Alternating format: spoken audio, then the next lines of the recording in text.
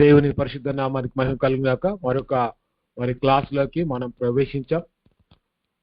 క్రైస్తవ సిద్ధాంతాలలో అతి ప్రాముఖ్యమైనటువంటి అంశాల గురించి ఈ దినంలో మనం ధ్యానం చేయబోతుంటున్నాం. క్రైస్తవ సిద్ధాంతాలు అనేటువంటి దాంట్లో అతి ప్రాముఖ్యమైనటువంటి అంశాన్ని మనం ధ్యానం చేయబోతుంటాం. అందులో మీరు గమనిస్తా ఉన్నట్లయితే నిన్నటి దినమున మనము దేవుని గురించి ఒక భాగం నేర్చుకుంటే, దేవుడు త్రిత్వమై ఉన్నాడు, ఆయన తండ్రిగా, కుమారునిగా, పరిశుద్ధాత్మగా తనను తాను బయలుపరుచుకున్నటువంటి విధానాన్ని మనం త్రిత్వ సిద్ధాంతంలో మనం చూస్తాం. సో కాబట్టి ఈ దిన మనము ప్రత్యేకమైనటువంటి అంశం త్రిత్వాన్ని గురించినటువంటి సంపూర్ణమైనటువంటి అవగాహన మనము ఈ క్లాసులో నేర్చుకోబోతుంటున్నాం. సో కాబట్టి చాలా జాగ్రత్తగా ఈ క్లాస్ వినాలండి. కాస్త మనసు పెట్టి కొంచెం అటు ఇటు అయినా ఈ క్లాసు తప్పుగా అర్థం చేసుకునే అవకాశం ఉంటుంది. అది మన విశ్వాసానికే పెద్ద ప్రమాదంగా మారేటువంటి అవకాశం ఉంటుంది. కాబట్టి కాస్త జాగ్రత్తగా పరిశీలన చేస్తూ దేవుని యొక్క సిద్ధాంతాన్ని మనం నేర్చుకునేటువంటి ప్రయత్నం చేద్దాం. దయచేసి గ్రూప్ లీడర్స్ ఎవరైతే ఉన్నారో వారు అందరికీ కాల్ చేయండి, లేదా గ్రూప్లో మెసేజ్ పెట్టండి, ఫాలోఅప్ చేస్తూ ఇంకా రావాల్సిన వారు ఎవరైనా ఉంటే దయచేసి వారిని ప్రోత్సహించండి. రైట్ అండి, ఈరోజు త్రిత్వ సిద్ధాంతం అనే ప్రత్యేకమైనటువంటి టాపిక్ మీద మనం స్టడీ చేయబోతున్నాం. ఈ త్రిత్వ సిద్ధాంతం గురించి మనం బైబిల్లో చదువుతున్నప్పుడు దేవుడు అంటే ఏంటి, ఆయన ఏ రీతిగా తనను తాను బయలుపరుచుకున్నాడు అనేది మనం చూస్తాం. ఈరోజు మనం నేర్చుకునేటువంటి లెర్నింగ్ ఆబ్జెక్ట్స్ ఏంటి అంటే నిర్వచించగలరు. ఏంటి నిర్వచించేదంటే త్రిత్వము అనే పదం యొక్క చారిత్రక మూలం. అంటే త్రిత్వం అనేటువంటి పదం అసలు ఎట్లా వచ్చింది దాని గురించి వివరిస్తూ దైవ శాస్త్రంలో ఆ పరిభాషలో ఉన్నటువంటి త్రిత్వ సిద్ధాంతాన్ని తప్పులు లేకుండా ఖచ్చితంగా ఎట్లా నిర్వచించగలం, ఆ పదం అనేది చరిత్రలో ఎట్లా వచ్చింది, దైవశాస్త్ర పరిభాషలో త్రిత్వ సిద్ధాంతాన్ని తప్పులు లేకుండా సరి అయినటువంటి విధానంలో ఎట్లా త్రిత్వాన్ని మనం నిర్వచించగలము అనేది మనం చూస్తాం. అంతేకాదు నివేదించగలరు. చరిత్రలో త్రిత్వ సత్యానికి వ్యతిరేకంగా వచ్చిన మోడలిజం లేదా ఏరియనిజం లేదా త్రిదైవవాదం వంటి తప్పుడు నమ్మకాలను లేఖనాల ఆధారాలతో మనం వివేచించి ఖండించగలడం. అంటే చరిత్రలో త్రిత్వ సిద్ధాంతాన్ని గురించి అనేకమైనటువంటి తప్పుడు బోధలు వచ్చాయండి. ముఖ్యంగా మోడలిజం, ఏరియనిజం, త్రిదైవవాదం అనేటువంటి తప్పుడు సిద్ధాంతాలు వచ్చినప్పుడు లేఖనాల ఆధారాలతో వాటిని మనం ఎట్లా ఖండించవచ్చు, అవి తప్పు అని ఎట్లా చెప్పొచ్చు అనేది మనం నేర్చుకుంటాం ఈ క్లాస్లో. మూడవది గుర్తించగలరు. పాత నిబంధన లేఖనాల్లో దేవుని ఏకత్వంతో దాగి ఉన్న బహువచన నామాలను, అంటే పాత నిబంధనలో దేవుని ఏకత్వంతో దాగి ఉన్న బహువచనాల నామాలను, ప్రత్యేకతలను గుర్తించి వివరించడం. చూస్తే దేవుడు ఏకత్వం ఉన్నట్టుగా కనిపిస్తుంది, కానీ ఆ పదంలో బహువచనం మనం చూస్తాం. అలాంటి అనేకమైనటువంటి వచనాలు బైబిల్లో మనం గమనిస్తాం. అంటే ఆ వచనాలలో దేవుడు ఏమై ఉన్నాడు అనేది మనం గుర్తించేటువంటి అవకాశం ఉంది. రుజువు చేయగలరు. క్రొత్త నిబంధనలోని ప్రాముఖ్యమైన చారిత్రక సంఘటనలు మరియు అపోస్తలుల బోధ ద్వారా దేవుని త్రియేకత్వాన్ని ప్రత్యక్షంగా రుజువు చేయగలరు. కొత్త నిబంధనలో చారిత్రక సంఘటనలు లేదా అపోస్తలుల బోధ ద్వారా యేసు క్రీస్తు లేదా తండ్రి అయినటువంటి దేవుడు, కుమారుడు, పరిశుద్ధాత్మ మధ్య ఏకత్వం ఎట్లా ఉంది అనేది మనం రుజువు చేయగలుగుతూ ఉంటాం. అలాంటి వచనాలు కొత్త నిబంధనలో మనం చూస్తాం. ఐదోది సమర్థించగలరు. తండ్రి, కుమార, పరిశుద్ధాత్ముడు ముగ్గురు గుణాతిశయాలలో సమానమైన లేదా సంపూర్ణ దేవుడని, ఉనికిలో ఒక్కడే అని దైవత్వ సిద్ధాంతాన్ని సమర్థించగలరు. అంటే స్వభావంలో తండ్రి, కుమార, పరిశుద్ధాత్మ వారు సమానత్వం కలిగినటువంటి వారుగా ఉన్నారు. వారిలో హెచ్చు తగ్గులు లేవు అనేది మనం చూస్తాం. ఆ ముగ్గురు కూడా సమానమైనటువంటి స్థాయిలో ఒకే దేవునిగా బైబిల్ నిర్వచించింది అని మరి దైవత్వ సిద్ధాంతాన్ని మనం సమర్థించగలము. 5 విషయాలండి. త్రిత్వం అంటే ఏంటో మనం చూస్తాం. తప్పుడు సిద్ధాంతాల్ని మనము బైబిల్ వచనాల ఆధారంగా ఖండిస్తాం.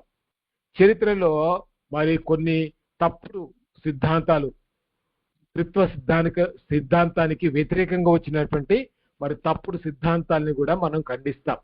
అంతేకాదు మరి ఒకే నామంలో ఏకత్వంలో ఉన్నటువంటి బహువచనాలను కూడా పాత నిబంధనలో మనం చూస్తూ త్రిత్వాన్ని అర్థం చేసుకునే ప్రయత్నం చేస్తాం.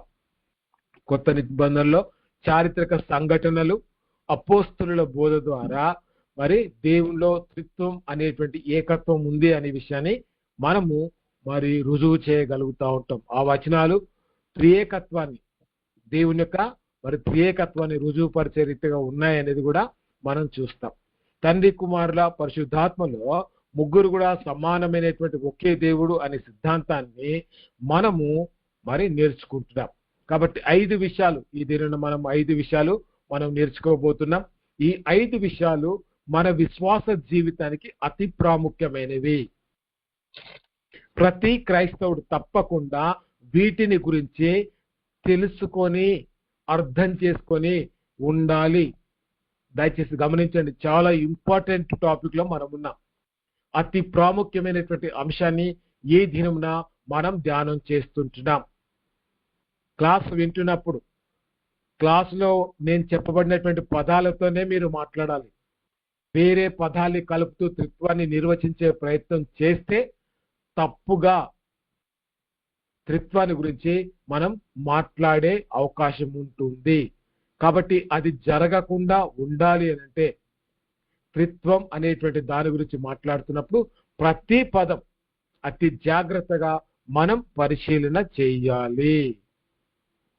1, త్రిత్వము అనేటువంటి పదం యొక్క నిర్వచనం ఏంటి, మరియు మరి తప్పుడు మరి నమ్మకాలు ఎలా ఉన్నాయి, త్రిత్వం అనేటువంటి పదం ఎట్లా వచ్చింది, ఆ త్రిత్వాన్ని గురించి లోకంలో ఉన్నటువంటి కొన్ని తప్పుడు మరి సిద్ధాంతాలు కావచ్చు, నమ్మకాలు కావచ్చు, ఎట్లా ఉన్నాయి అనేది మనం చూస్తాం. పదాల ఆవిర్భావం అంటే లింగ్విస్టిక్ ఆరిజిన్, ఇది గ్రీకు పదం నుంచి వచ్చినటువంటి పదం. ఈ భావనకు సంబంధించి నమోదు చేయబడినటువంటి తొలి గ్రీకు పదం ట్రయాస్. ట్రయాస్ అనే పదము మొట్టమొదటిసారిగా క్రీస్తు శకము 170వ సంవత్సరంలో అంతియోకకు చెందిన థియోఫిలాస్ అనే ఒక దైవ శాస్త్రవేత్త దేవుడు, ఆయన యొక్క వాక్యము, ఆయన జ్ఞానము అనే త్రయాన్ని వర్ణించడానికి తొలిసారిగా ట్రయాస్ అనేటువంటి పదాన్ని ఉపయోగించాడు.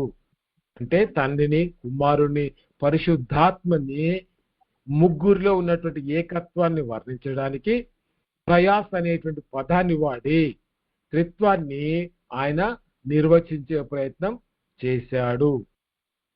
లాటిన్ పదం మీరు గమనించాలి, గ్రీకులో ట్రయాస్ అనేటువంటి పదం ముందుగా ఉంది. ఆ ట్రయాస్ అనేటువంటి పదం తీసుకొని లాటిన్ లో ట్రినిటాస్ అనేటువంటి పదంని ఉపయోగించారు. ట్రినిటాస్ కి మూలం ఏంటంటే గ్రీకు పదమైనటువంటి ట్రయాస్. క్రీస్తు శకము 208 నుంచి 213 ప్రాంతంలో ఉత్తర ఆఫ్రికాకు చెందిన దైవ శాస్త్రవేత్త టెట్రూలియన్, చాలా గొప్ప మరి బైబిల్ ఆ శాస్త్రవేత్త అండి. మీరు గమనిస్తే ఆయన అడ్వైజర్స్ ప్రాక్సియన్ అనేటువంటి పుస్తకంలో ట్రినిటాస్ అనేటువంటి పదాన్ని తొలిసారిగా ఆయన ఉపయోగించాడు.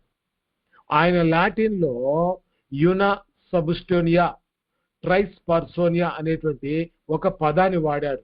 అంటే దేవుడు ఒకే సారం కలిగి ఉన్నాడు. తండ్రి, కుమార, పరిశుద్ధాత్మలో ఒకే సారం ఉంది. వారు ఒకే స్వభావం కలిగినటువంటి ముగ్గురు వ్యక్తులుగా ఉన్నారు అని చెప్పడానికి ఆయన ట్రినిటాస్ అనేటువంటి పదాన్ని వాడాడు. మీరు గమనించాలి. అంటే ఏంటి అంటే లాటిన్లో అతి ప్రాముఖ్యమైనటువంటి సూత్రాన్ని ఈ యొక్క టెట్రూలియన్ అనేటువంటి వ్యక్తి ప్రతిపాదించి పాశ్చాత్య క్రైస్తవ దైవశాస్త్ర పరిభాషలో త్రిత్వాన్ని ఆయన స్థిరపరిచాడు. అంటే త్రిత్వం అనేది బైబిల్లో ఉంది అని చెప్పి ఆనాటి మరి క్రైస్తవ సమాజానికి దాని గురించి సంపూర్ణమైనటువంటి వివరణ ఆయన ఇచ్చాడు.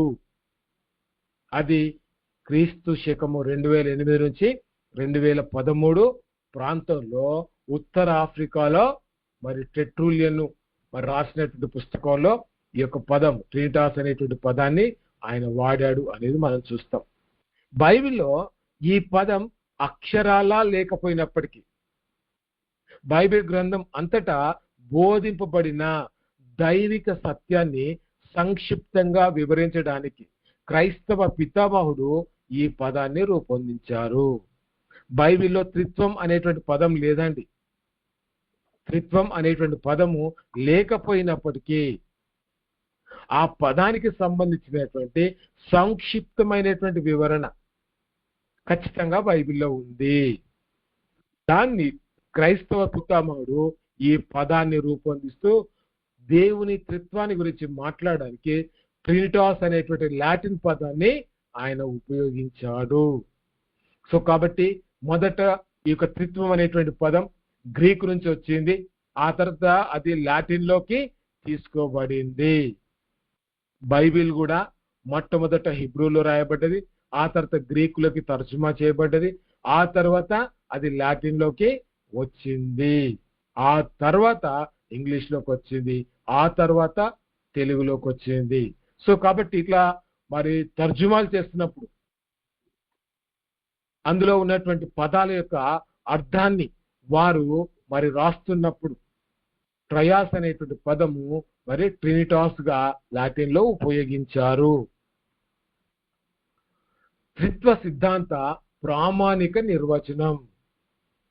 ఈ మూడు ప్రాథమిక సూత్రాలు, ఈ మూడు ప్రిపోజిషన్స్ ఖచ్చితంగా మనం అర్థం చేసుకోవాలి. అంతేకాదండి, బాగా గమనిస్తా ఉన్నట్టయితే ఈ మూడింటిని ఒకేసారి నమ్మడమే క్రైస్తవ ఆర్థోడాక్స్ సిద్ధాంతం.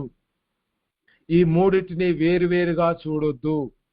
మూడింటిని కలిపి దేవుని యొక్క త్రిత్వాన్ని అర్థం చేసుకునే ప్రయత్నం మనం చేయాలి. వీటిలో ఏ ఒక్క సూత్రాన్ని తిరస్కరించినా అది దైవశాస్త్ర పరంగా తప్పు, హెరెసీగా మారుతుంది. అంటే ఒక అబద్ధ బోధగా మారుతుంది. గమనించాలి. ఇప్పుడు చెప్పబోయేటువంటి మూడు అంశాలు, అదంతా కూడా మూడు అంశాలు కలిపితే త్రిత్వాన్ని సరైన రీతిగా అర్థం చేసుకునే అవకాశం ఉంటుంది. కాబట్టి ఈ మూడింటిని వేరువేరుగా చూడొద్దు. ఈ మూడింటిని కలిపి త్రిత్వము అంటే ఏంటో అర్థం చేసుకునే ప్రయత్నం మనం చేయాలి. ఇక్కడ చూస్తున్నట్టయితే దేవుడు ఒక్కడే, గాడ్ ఈజ్ వన్. అంటే ఆ ఒక్కడే ఉన్నటువంటి దేవుల్లో ఏకత్వం ఉంది. దీని నిర్వచనం ఏంటంటే దైవిక స్వభావం లేదా సారం ఒక్కటే. అంటే దేవునిలో ఒకే స్వభావం, అంటే దేవునిగా ఉన్నటువంటి తండ్రి, కుమార, పరిశుద్ధాత్మలో మీరు గమనించాలి, నిత్యత్వంలో వీరు ముగ్గురు కూడా దైవత్వంలో ఏకత్వం కలిగి ఉన్నారు. నిత్యత్వం అంటే సృష్టి అనేది లేకంటే ముందే వారు నిత్యత్వంలో తండ్రి, కుమార, పరిశుద్ధాత్మ అనే ముగ్గురు దైవత్వంలో ఏకత్వము, వారి స్వభావంలో లేదా పనుల్లో వారు భిన్నత్వాన్ని కలిగి ఉన్నారని చూస్తాం. క్రైస్తవ సిద్ధాంత ప్రకారంగా దేవుడు ఒక్కడే. క్రైస్తవ్యము బహుదేవత ఆరాధనను ఖండిస్తుంది. ముగ్గురు దేవుళ్ళు అనే పదము బైబిలు సమర్థించదు. క్రైస్తవ్యము బహుదేవత ఆరాధనను ఖండిస్తుంది. రెండవది, దేవునిలో ముగ్గురు వ్యక్తులు ఉన్నారు. తండ్రి, కుమార, పరిశుద్ధాత్మ కేవలం పేర్లు లేదా ఒకే దేవుని వేర్వేరు రూపాలు కారు. వారి మధ్య పరస్పర సంబంధం కలిగి మూడు వేర్వేరు వ్యక్తిత్వాలు ఉన్నాయి. 3 డిఫరెంట్ పర్సనాలిటీస్. డిస్టింక్టివ్ అంటే వారు వేరువేరుగా ఉన్నారు అనేది మనం అర్థం చేసుకోవాలి. వ్యక్తిత్వాలు వేరుగా ఉన్నాయి. దైవత్వంలో ఏకత్వం కలిగి ఉన్నప్పటికీ వారు చేసేటువంటి పనుల్లో లేదా వారి యొక్క స్వభావ లక్షణాల్లో ముగ్గురు కూడా వేరు వేరు వ్యక్తిత్వాలతో ఉన్నారు అనేది మనం అర్థం చేసుకోవాలి. మూడవది, ముగ్గురు వ్యక్తులు సంపూర్ణ దేవుడే. తండ్రి ఎంతటి దేవుడో కుమారుడు మరియు పరిశుద్ధాత్మ కూడా అంతటి సంపూర్ణ దేవుడే. ముగ్గురు కలిస్తేనే ఒక సంపూర్ణమైనటువంటి దేవుడు. ఇది అర్థం చేసుకోవడానికి కొంత కష్టంగా ఉంటుంది, కానీ బైబిల్ స్పష్టంగా మనకి చెప్పేది ఏంటంటే ఈ యొక్క 3 పర్సనాలిటీస్ కలిగినటువంటి దైవత్వంలో ఏకత్వం కలిగినటువంటి వాళ్ళు ముగ్గురు కూడా సంపూర్ణమైనటువంటి దైవత్వంలో ఉన్నారు. వీరిలో హెచ్చు తగ్గులు లేవు. ఒకరు ముందు, ఒకరు వెనుక, ఒకరు చిన్నవాళ్ళు, ఒకరు పెద్దవాళ్ళు అనేటువంటి భేదము లేదండి. తండ్రి ఎంత మరి సామర్థ్యం, శక్తి కలిగినటువంటి వాడో కుమారుడా అదే శక్తిని, పరిశుద్ధాత్మ కూడా అదే దైవత్వపు లక్షణాన్ని కలిగి ఉంటున్నాడు. ముగ్గురిలో హెచ్చు తగ్గులు లేవు. కొత్త నిబంధనలో తండ్రి, కుమారుడు, పరిశుద్ధాత్మ మధ్య ఉన్న సంబంధము మరియు వారందరి దైవత్వము స్పష్టంగా బయలుపరచబడ్డది. కొత్త నిబంధనలు ఎవరైనా చెప్తారా అండి? తండ్రి, కుమార, పరిశుద్ధాత్మల మధ్య ఉన్న సంబంధం, ఈ ముగ్గురు ఏకత్వం కలిగినటువంటి వారు అని చెప్పడానికి కొత్త నిబంధనలో ఏదైనా బైబిల్ వచనం ఉందా? అన్మ్యూట్ చేసుకొని మాట్లాడండి.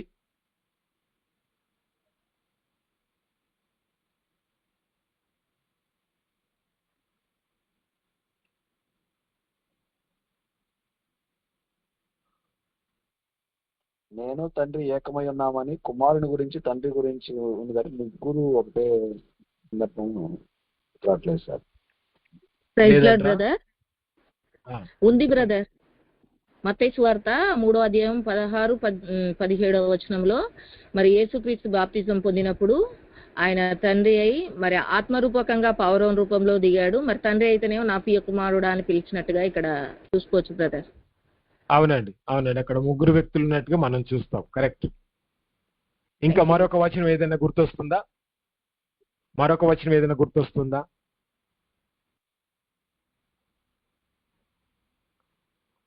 తండ్రి, కుమార, పరిశుద్ధాత్మ 28వ అధ్యాయంలో 19వ వచనంలో కూడా ఉంది బ్రదర్.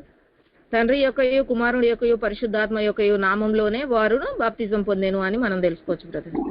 అవునండి, అది కూడా కరెక్టే. అయ్యా మిగిలిన వారు కూడా రెస్పాండ్ కానీ ప్లీజ్. బుక్ తండ్రి, కుమార, పరిశుద్ధాత్మ మధ్య ఉన్న సంబంధాన్ని గురించి కొత్త నిబంధనలో ఎక్కడైనా ఉందా? మిగిలిన వారు ప్రైజ్ లార్డ్ బ్రదర్. 2వ కొరింథీలో కూడా 13-14 కూడా ఉందండి. ప్రభు అయిన యేసుక్రీస్తు కృపయు దేవుని ప్రేమయు పరిశుద్ధాత్ముని సహవాసము. ఆశీర్వాదం గురించిన సందర్భంలో చూస్తాం. అవునండి. రైట్ అండి, మనం ముందుకెళ్దాం. యేసుక్రీస్తు బాప్తిజం సమయంలో the baptism of Jesus Christ లో యేసు నీళ్ళలో బాప్తిజం పొందుతుండగా పరిశుద్ధాత్మ పావురం వలె ఆయన పైకి దిగి వచ్చెను. తండ్రి ఆకాశం నుంచి ఈయనే నా ప్రియ కుమారుడు అనే స్వరం వినిపించెను. మత్తయి సువార్త 3:16లో ఇప్పుడు సిస్టర్ చెప్పిన రీతిగా ఇక్కడ ముగ్గురు వ్యక్తుల ప్రత్యక్షత ఒకే సమయంలో ఈ దాంట్లో కూడా ఓపెన్ అవుతుంది చూడు. కాలేదండి ఇది ఇక్కడదే ఇక్కడదే ఇజ్రా గారు ఎందుకు కాదు?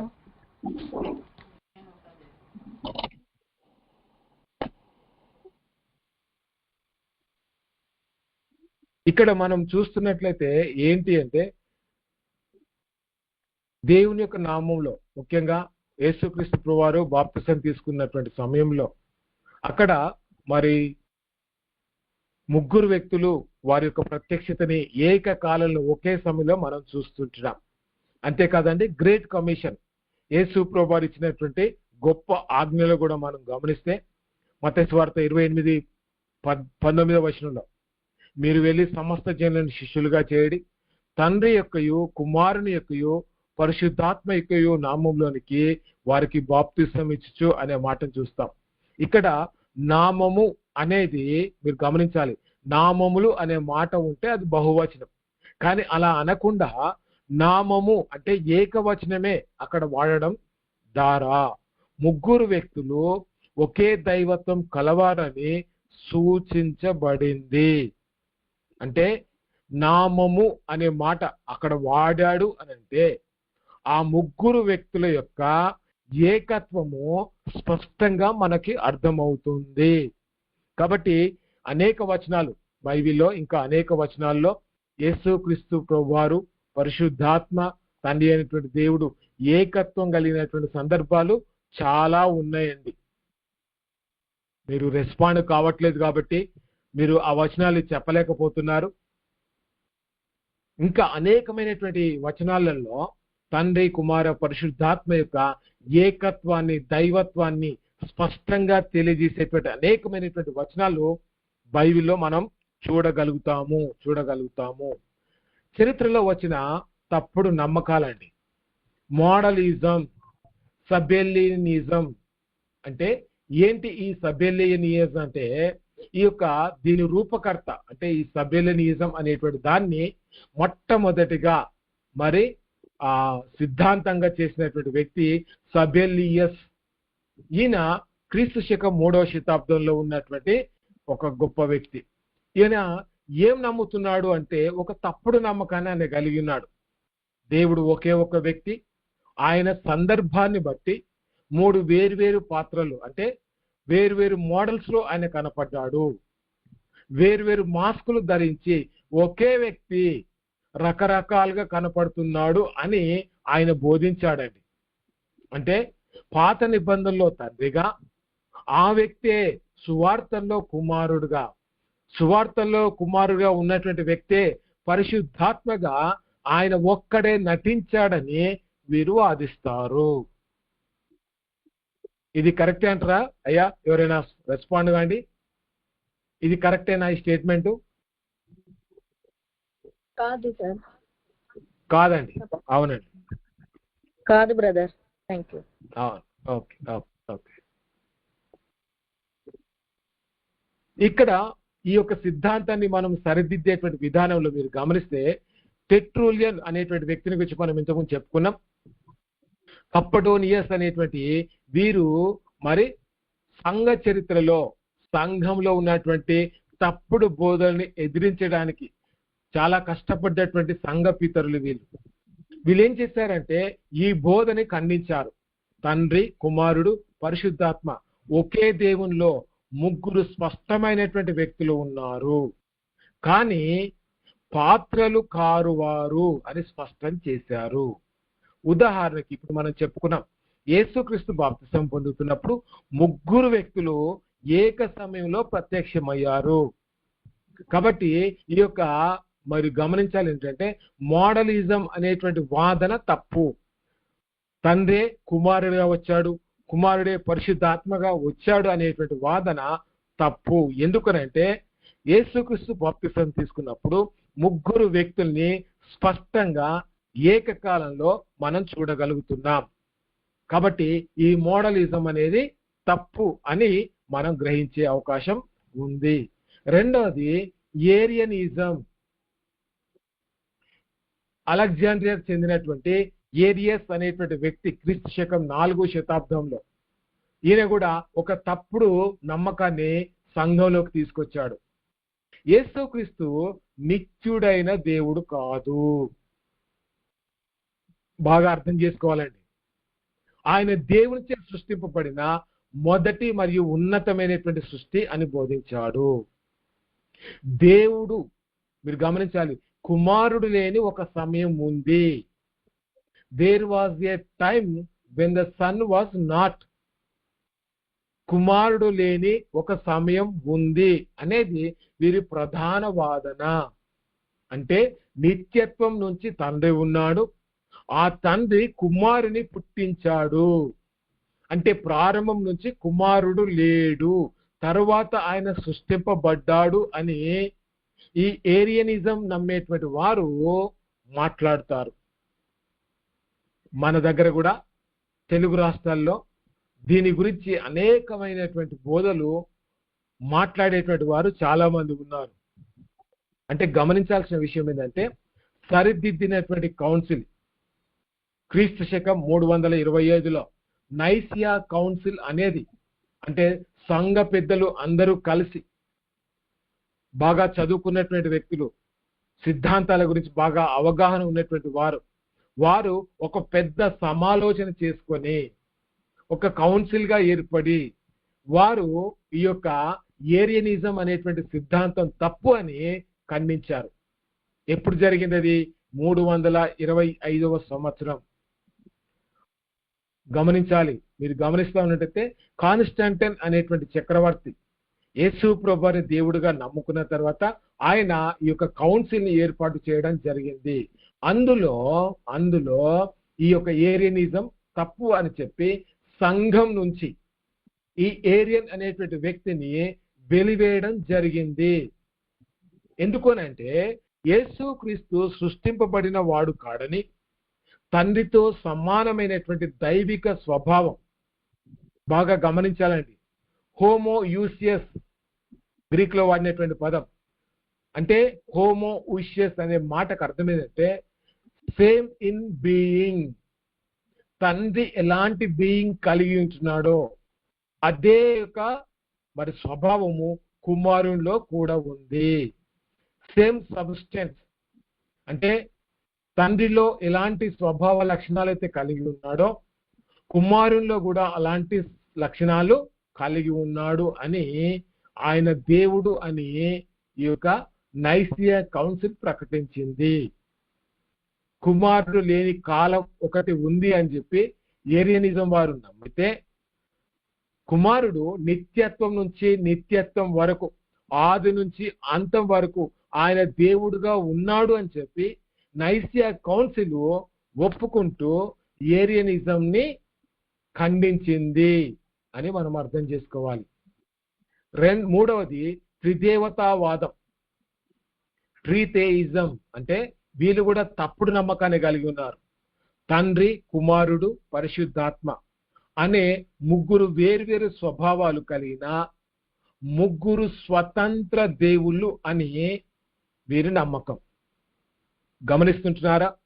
3 separate గాడ్స్, ముగ్గురు దేవుళ్ళు బైబిల్లో ఉన్నారా? ముగ్గురు దేవుళ్ళు ఉన్నారండి బైబిల్లో? అయ్యా, ఎవరైనా చెప్పగలుగుతారా ముగ్గురు దేవుళ్ళు ఉన్నారని? లేరండి. తండ్రి, కుమార, పరిశుద్ధాత్ముడు ఒక్కరే, ఒకే దేవుడు. ఒకే దేవుడు. ముగ్గురు స్వతంత్ర దేవుళ్ళు అని చెప్పి త్రిదేవతావాదము బోధిస్తుందండి. ఇది కూడా తప్పుడు సిద్ధాంతమే. దీని సరిదిద్దిన విధానం ఏంటంటే, బైబిల్ స్పష్టంగా చెప్పే ఒకే దేవుడు అనే సిద్ధాంతాన్ని వీరు తృణీకరిస్తుంటున్నారు. ద్వితీయోపదేశకాండం 6వ అధ్యాయం 4వ వచనంలో మనం గమనిస్తే మోనోథియిజం గురించి రాయబడ్డది. అక్కడ ఏక దైవత్వ వాదనకు ఇది పూర్తిగా విరుద్ధం. దేవుడు ఏకదేవుడుగా ఉన్నాడు. ఆ దేవుని యొక్క ఏకత్వాన్ని త్రిదేవతావాదము తృణీకరిస్తుంది కాబట్టి ఇది తప్పుడు బోధ. త్రిత్వంలో ఉన్న ముగ్గురు వ్యక్తుల దైవిక స్వభావం బాగా గమనించాలండి. త్రిత్వంలో ఉన్నటువంటి ముగ్గురు వ్యక్తులు దైవత్వంలో ఒకే స్వభావం కలిగినటువంటి వారు. వారి యొక్క ఎసెన్స్, వారి యొక్క మూలం ఒకటే. ఓయాసిస్ అంటే మీరు ఏంటంటే వారి యొక్క స్వభావ లక్షణము ఒక్కటే. తండ్రి పరిశుద్ధాత్మ యొక్క మూలం, వారి యొక్క మూలం ఒక్కటే ఉంది. వారి యొక్క స్వభావం కూడా ఒకే రకంగా ఉంది. వారు నిత్యత్వంలో ఏకత్వం కలిగి ఉన్నటువంటి దేవుడుగా, నిత్యత్వంలో ఏకత్వం కలిగినటువంటి దేవుడుగా త్రిత్వాన్ని మనం అర్థం చేసుకోవాలి. త్రిత్వాన్ని మనము అర్థం చేసుకోవాలి. పాత నిబంధనలో త్రిత్వం అనేటువంటి పదం ఎలా చూస్తాం? పాత నిబంధనలో త్రిత్వం ఉందా అంటే హెబ్రీ నామాలలో పాత నిబంధనలోని బైబిల్లో ఎలోహిం అని చెప్పి రాయబడ్డటువంటి పదాన్ని మనం చూస్తాం. ఈ పదము దైవత్వంలోని ఏకత్వంలో ఉన్న బహువచనాన్ని సూచించే అత్యంత ఆసక్తికరమైనటువంటి పదం. ఏకత్వంలో ఉన్న బహువచనం. దీంట్లో చూస్తే ఇది ఏకత్వమే అనిపిస్తుంది, కానీ దాంట్లో బహువచనం ఉంది. అంటే ఇద్దరి కంటే ఎక్కువ వ్యక్తులు ఆ పదంలో ఉన్నారు అని చెప్పి మనం అర్థం చేసుకునే అవకాశం ఉంది. బహువచనంగా ఎలోహిం అనే పదం చూస్తాం. గ్రామటికల్ దాని యొక్క స్ట్రక్చర్ ని మనం చూస్తే దాని రూపం ఏముందంటే ప్లూరల్ ఫామ్. హెబ్రీ భాషలో ఎలోహ్ అంటే అది ఏకవచనం. ఎలోహ్ అంటే ఏకవచనం. దాని అర్థం ఏంటంటే దేవుడు, గాడ్ అని అర్థం. కానీ దానికి ఎలోహిం, హిమ్ అనేటువంటి పదము ప్రత్యయంగా చేర్చినప్పుడు అది బహువచనంగా ఎలోహింగా మారుతుంది. గమనించాలండి. ఎలోహిం అంటే గాడ్స్ డివైన్ వన్నెస్, దైవత్వంలో ఏకత్వము. దేవుడు ఒక్కరికంటే ఎక్కువగా ఉన్నటువంటి వ్యక్తి, కానీ ఆయన ఒక్కడే అని చెప్పడానికి ఎలోహిం అనేటువంటి పదము సరిపోతుందండి. ఇది హిబ్రూ పదం. ఇది ఏకత్వం కలిగినటువంటి పదంగా ఉన్నప్పటికీ దాంట్లో మరి బహువచనం దాగి ఉంది. డివైన్ వన్నెస్ అనేది దాంట్లో ఉంది. దైవత్వంలో ఏకత్వాన్ని మనం చూస్తుంటున్నాం ఎలోహిం అనేటువంటి పదంలో. ఇది క్రియ, ఏకవచనం, సింగులర్ వర్బ్ అండి. గమనించాలి. హెబ్రీ వ్యాకరణ ప్రకారం బహువచన నామవచనానికి బహువచనే వాడాలి. వారు అని చెప్తున్నప్పుడు వారు అనేటువంటి పదమే మనం వాడుతూ ఇద్దరి కంటే ఎక్కువగా ఉన్నారు అని చెప్పే ప్రయత్నం మనం చేయాలి. కానీ విచిత్రం ఏంటంటే హెబ్రీ వ్యాకరణంలో బహువచన నామవచనానికి గమనించాలి బహువచన క్రియనే వారు వాడాలి. కానీ బైబిల్లో ఎలోహిం అనేటువంటి పదం వచ్చిన ప్రతిసారి ఏకవచన క్రియనే వారు ఉపయోగించారు. రచయితలు దేవుడు అనేటువంటి పదం రాస్తున్నప్పుడు వారు మరి ఆ పదంలో ఒకే ఏకవచనం క్రియతో ఆ పదాన్ని రాస్తున్నప్పటికీ దాంట్లో బహువచనం దాగి ఉంది. ఎలోహిం అనేటువంటి పదంలో బహువచనం ఉంది అనేది మనం అర్థం చేసుకోవాలి. దేవుడు అంటే ఒక్కడే. ఆ ఒక్కడైనటువంటి దేవునిలో తండ్రి, కుమార, పరిశుద్ధాత్మ ఉన్నారు అని చెప్పి ఎలోహిం అనేటువంటి పదము సింగులర్ వర్బ్ గా కనపడుతుంది. కానీ దాంట్లో బహువచనం ఉంది అనేది మనం గ్రామటికల్ స్ట్రక్చర్ ద్వారా అర్థం చేసుకుంటున్నాము. ఉదాహరణకి 1వ అధ్యాయము 1వ వచనం ఆదికాండం. ఆదియందు దేవుడు అనే పదం ఎలోహిం అనేటువంటి బహువచనంతో రాయబడ్డది. హెబ్రీ భాషలో దేవుడు అనేటువంటి పదం ఎలోహిం అంటే అది బహువచనం. 2 కంటే ఎక్కువ వ్యక్తులు ఉన్నారు. అందులో భూమి ఆకాశమును సృజించెను అనేటువంటి మాట హెబ్రీ భాషలో భర అనేటువంటి పదంతో రాశారండి. సృజించెను అంటే ఏకవచన క్రియ, ఒక్క వ్యక్తే ఇది చేసినట్టుగా ముగించాడు. ప్రారంభంలో బహువచనమైనటువంటి దేవునితో ప్రారంభిస్తూ ముగింపు ఏకవచన క్రియతో ఆయన ఒక్కడే చేశాడు అని చెప్పడానికి భర అనేటువంటి హిబ్రూ పదాన్ని వాడారు. కాబట్టి ఆదికాండం 1వ అధ్యాయం 1వ వచనంలో వ్యాకరణ పరంగా ఇది దేవుళ్ళు 3 వ్యక్తులు సృజించెను అని ఉండాలి. కానీ ఒకే దేవుడు అని అద్భుతమైనటువంటి ఏకత్వాన్ని లేదా త్రిత్వాన్ని ఆదికాండం 1వ అధ్యాయం 1వ వచనము సూచిస్తుంది. మొదటి వచనంలో, బైబిల్లో మొట్టమొదటి వచనంలోనే బహువచనమైనటువంటి దేవుడు ఏకవచన క్రియతో ఆయన పిలువబడ్డాడు. బహువచనమైనటువంటి దేవుడు ఏకవచనమైనటువంటి క్రియతో ఆయన పిలువబడ్డాడు అనేది మనం అర్థం చేసుకోవాలి. ఇది పాత నిబంధనలో త్రిత్వాన్ని సూచించేటువంటి బలమైనటువంటి ఒక ఆధారం. రెండవది, దేవుని సంభాషణలలో బహువచన సర్వనామాలు. అంటే దేవుడు ఒక వ్యక్తితో కాకుండా, మీరు గమనించాలి, దేవుళ్ళు వారు మాట్లాడుకునేటప్పుడు వారు బహువచనాన్ని ఉపయోగిస్తూ మాట్లాడుకున్నట్టుగా బైబిల్లో చూస్తాం. ప్లూరల్ ప్రొనౌన్స్ ఏంటి మనం చూసే దీంట్లో, పాత నిబంధనలో దేవుడు తను తాను సంబోధించుకునేటప్పుడు మరియు మాట్లాడేటప్పుడు నేను అనడానికి బదులుగా వారు మనము అని సంబోధిస్తూ బహువచనాన్ని అస్ ఆర్ అవర్ అనేటువంటి పదాన్ని ఉపయోగించారు. సృష్టి సమయంలో, ముఖ్యంగా ఆదికాండం 1వ అధ్యాయం 26వ వచనంలో, మరియు దేవుడు అంటే ఎలోహిం మన స్వరూపమందు మన పోలిక చొప్పున నరులను చేయుదుము అని మోషే రాశాడండి. గమనించాలి, ఇక్కడ మరి అదే ఆదికాండం 1వ అధ్యాయము 26వ వచనంలో గమనిస్తే, ఇదిగో మంచి చెడులను ఎరుగునట్లు ఆదాము మనలో ఒకని వంటి వాడు ఆయను. ఇది 3వ అధ్యాయం అండి, దయచేసి గమనించండి. ఆదికాండం 3వ అధ్యాయము 26వ వచనం. ఆదికాండం 3వ అధ్యాయము 26వ వచనం ఇక్కడ తప్పుపడ్డదండి.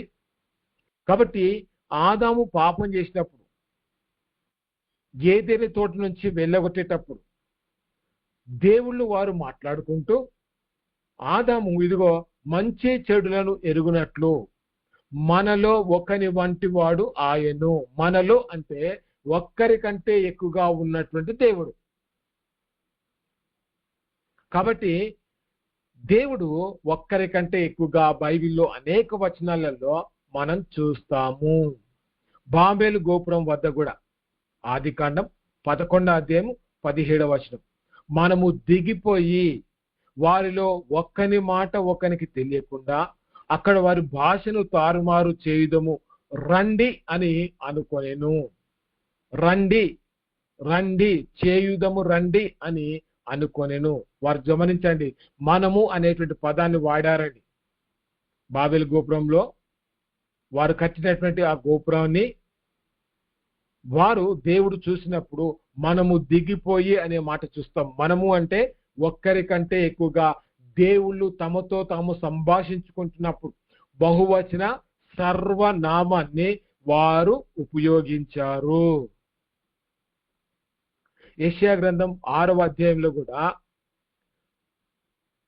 8వ వచనంలో, అప్పుడు నేను ఎవరిని పంపెదను, మా నిమిత్తము ఎవడు పోవునని ప్రభువు సెలవీయగా వింటిని.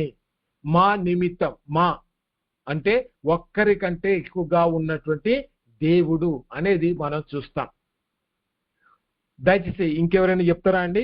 ఇట్లా త్రిత్వంలో దేవుడు తమలో తాము సంభాషించుకుంటూ వారు ఇద్దరికంటే ఎక్కువగా ఉన్నారు అని చెప్పి ఏదైనా వచనాన్ని చెప్పగలుగుతారా?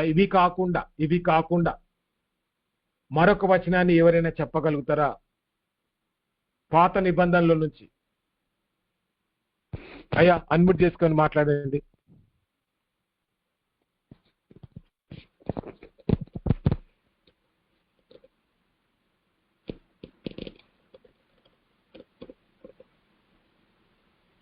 మరొక వచనం లేదంటారా అండి?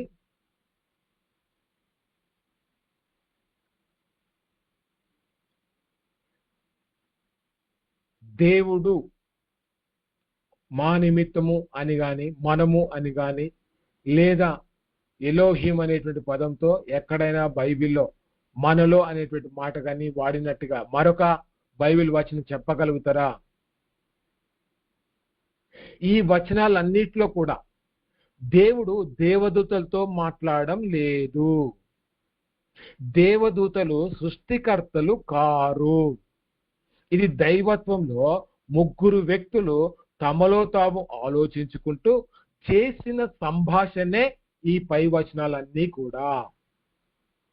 ముగ్గురు వ్యక్తులు వారు తమ గురించి తాము మాట్లాడుకుంటున్నప్పుడు ఏం మాట్లాడుకున్నారు అని అంటే, మనలో అని అన్నారు, మనము అని చెప్పి అన్నారు, మా నిమిత్తము అని చెప్పి వారు మాట్లాడారు. కాబట్టి దేవుడు ఒక్కరికంటే ఎక్కువగా ఉన్నట్టుగా ఈ వచనాలన్నీ కూడా నిరూపిస్తున్నాయి.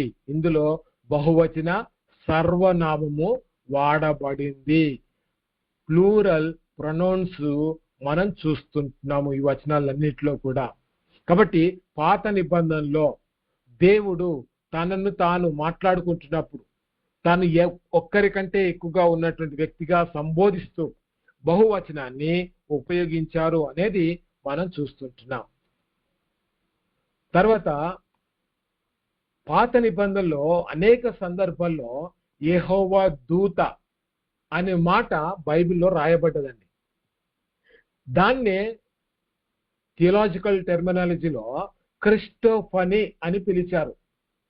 The angel of the lord అంటే యెహోవా దూత. సాధారణ దేవదూతల వంటి వాడు కాదు. ఈయన దేవుడై ఉండి క్రీస్తు యొక్క శరీర ధారణ కంటే ముందు ప్రత్యక్షత కలిగి ఆయన తాను నిరూపించేటువంటి సంకేతాలు పాత నిబంధనలో ఉన్నాయండి. పాత నిబంధనలో యేసుక్రీస్తు ప్రభువారు ఉన్నాడా? అయ్యా ఎవరైనా చెప్పగలుగుతారా ఏదైనా ఒక వచనం? Praise lord brother.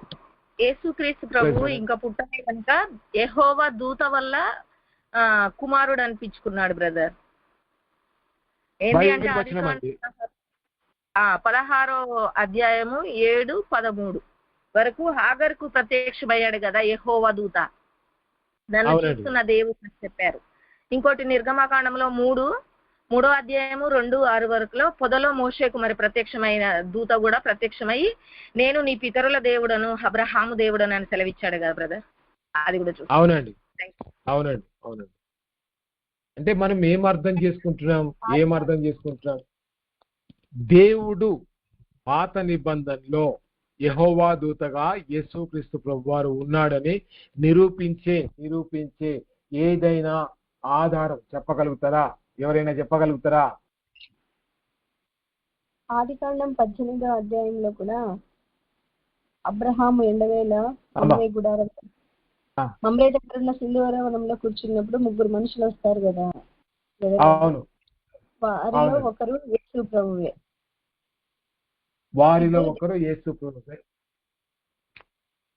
అరుణజ్యోతి గారు కరెక్ట్ అండి. తర్వాత యెహోషువ టైంలో కూడా ఆయనకి ఎదురుగా ఒక దూత ఎదురుగా నిలబడుకొని ఉంటారు కదా. ఎవరి ఎదురుగా? యెహోషువ ఎదురుగానే కత్తి దూసి చేత పట్టుకొని ఉన్న ఒకడు అని ఉంది. అప్పుడు ఆయనకి అతడు యెహోవా సేనాధిపతిగా నేను వచ్చి ఉన్నానంటే యెహోషువ నేల మట్టుకు సాగిలబడి నమస్కారం చేస్తాడు. అవునండి. నీవు నిలుస్తున్న ఈ స్థలం పరిశుద్ధమైనది, నీ పాదరక్షలు తీసివేయని యెహోషువతో ఆ దూత చెప్తారు. అవునండి. థ్యాంక్ యూ అరుణ గారు, చాలా వచనాలు చెప్పారు. ఇంకా ఎవరైనా చెప్పగలుగుతారా అండి? ఇంకా ఎవరైనా పాత నిబంధనలో యెహోవా దూతగా యేసుక్రీస్తు ప్రభువారు కనిపించిన సందర్భం బైబిల్ అంతట్లో కూడా పాత నిబంధనలో అయ్యా దయచేసి రెస్పాండ్ కాండి.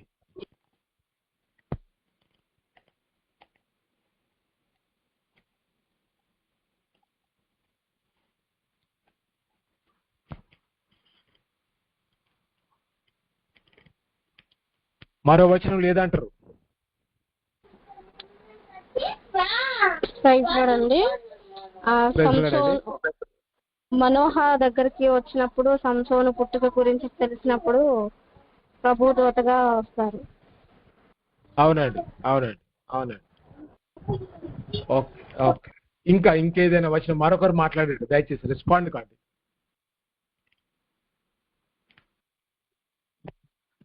ప్రైజ్లాడండి. గిద్యోనుతో మాట్లాడినప్పుడు కూడా దేవుని దూతనండి.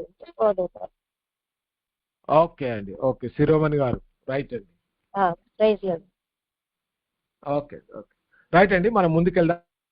దేవుని అధికారంతో మాట్లాడేటువంటి సందర్భంలో ముఖ్యంగా హాగర్ గురించినటువంటి సందర్భం ఆదికాండం 16వ అధ్యాయము 7 నుంచి 13 వచనాలలో యెహోవా దూత హాగరుతో మాట్లాడుతూ నీ సంతానాన్ని సమృద్ధిగా ఆయన మరి హెచ్చిస్తాను అని చెప్పినటువంటి మాట అక్కడ చూస్తుంటాం. ఆ పని దేవుడు మాత్రమే చేయగలడని, ఒక సంతానాన్ని ఆశీర్వదించడం అభివృద్ధి పరచడం అది దేవుడు మాత్రమే చేయగలడండి, దేవదూత చేయలేదు. అంతేకాదు హాగరు కూడా ఆ దూతను చూసిన తర్వాత ఎల్రోయి అని అక్కడ పేరు పెట్టినట్టుగా చూస్తుంటున్నాం. అంటే నన్ను చూచుచున్న దేవుడు అని ఆమె అక్కడ మరి మాట్లాడుతుంది. అంటే చూస్తున్నటువంటి దేవుడు అంటే అది దేవుని యొక్క వ్యక్తిత్వానికి సంబంధించినటువంటి పదమే. అలా కనబడ్డటువంటి వ్యక్తి పాత నిబంధనలో ఎవరైనా ఉన్నారు అని అంటే కేవలం యేసుక్రీస్తు ప్రభువారు మాత్రమే. బైబిల్లో తండ్రి అయినటువంటి దేవుడు ఎప్పుడూ కనబడలేదు, పరిశుద్ధాత్ముడు ఎప్పుడూ కనబడలేదు. ఆత్మస్వరూపిగా ఉన్నటువంటి వీరు యేసుక్రీస్తు మాత్రమే ఆయన శరీరధారిగా పాత నిబంధనలో కనబడ్డాడు. అందుకే దాన్ని క్రిస్టోఫనీ, క్రీస్తు యొక్క ప్రత్యక్షత అని మనం పిలుస్తాం. పాత నిబంధనలో యేసుక్రీస్తు తనను తాను ప్రత్యక్షపరుచుకున్నటువంటి సందర్భాన్ని థియలాజికల్ టెర్మినాలజీలో క్రిస్టోఫనీ అని మనం పిలుస్తాం. క్రీస్తు యొక్క ప్రత్యక్షత. హాగరు మరి చూచిచున్న దేవుడు అని పిలిచాడు, పలికింది అని అంటే అది యేసుక్రీస్తు ప్రభువారి గురించే. అంతేకాదు మరి పొదలో ఇంతకుముందు మీరు చెప్పారు, మోషేకి కూడా నిర్గమకాండం 3వ అధ్యాయము 2 నుంచి 6 వచనాలలో కూడా అక్కడ అగ్నిజ్వాలల్లో ప్రత్యక్షమైనటువంటి వ్యక్తి అక్కడ మాట్లాడుతున్నప్పుడు నీ కాళ్ళకు ఉన్నటువంటి చెప్పులు విడుము, నీవు నిలుచున్నటువంటి స్థలం పరిశుద్ధమైంది అని చెప్పినట్టుగా మనం చూస్తాం. సాధారణ దేవదూతలు ఇలాంటి ఆరాధనను నిరాకరిస్తారు. గమనించాలి. ప్రకటన గ్రంథంలో 19వ అధ్యాయము 10వ వచనంలో మనం చూస్తున్నట్లయితే యోహాను గారు సాగిలపడుతున్నప్పుడు వద్దు సుమి అని దేవదూత చెప్తున్నటువంటి మాటని మనం చూస్తాం. అంటే దేవుని యొక్క దూతలు ఆరాధనను నిరాకరిస్తారు, దేవుడు మాత్రమే ఆరాధనను అంగీకరిస్తాడు. మోషే ఆ ముళ్ళ పొద దగ్గరికి, కాలుతున్నటువంటి పొద దగ్గరికి వెళ్తున్నప్పుడు దేవుడు అతనితో మాట్లాడుతూ నీవు నిలిచి ఉన్నటువంటి స్థలము పరిశుద్ధమైంది అన్నాడు. అంటే అక్కడ దేవుడు ఉన్నాడు అని అర్థం. గమనించాల్సిన విషయం ఏంటంటే అక్కడ యేసుక్రీస్తు ప్రభువారు ఆయన క్రిస్టోఫనిగా క్రీస్తు యొక్క ప్రత్యక్షత నిర్గమకాండం 3వ అధ్యాయంలో మనం చూస్తాము. దైవశాస్త్ర వివరణ ఏంటంటే శరీర ధారణ కంటే ముందు పాత నిబంధనలో ప్రత్యక్షమైన దైవత్వంలోనే 2వ వ్యక్తి అయిన యేసుక్రీస్తు, ప్రీ ఇన్కార్నేట్ క్రైస్ట్, ఒక శరీర ధారణగా ఆయన జన్మించకంటే ముందే పాత నిబంధనలో అనేక సందర్భాల్లో యెహోవా దూతగా యేసుక్రీస్తు ప్రభువారు కనిపిస్తుంటున్నాడు. ఇక్కడ పంపబడినటువంటి యెహోవా తండ్రి ఒకరైతే,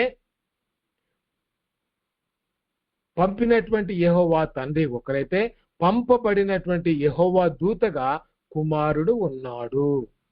పంపినటువంటి వ్యక్తి యెహోవా, ఆయన తండ్రిగా ఉంటే, పంపబడినటువంటి యెహోవా దూతగా కుమారుడు ఉన్నాడు.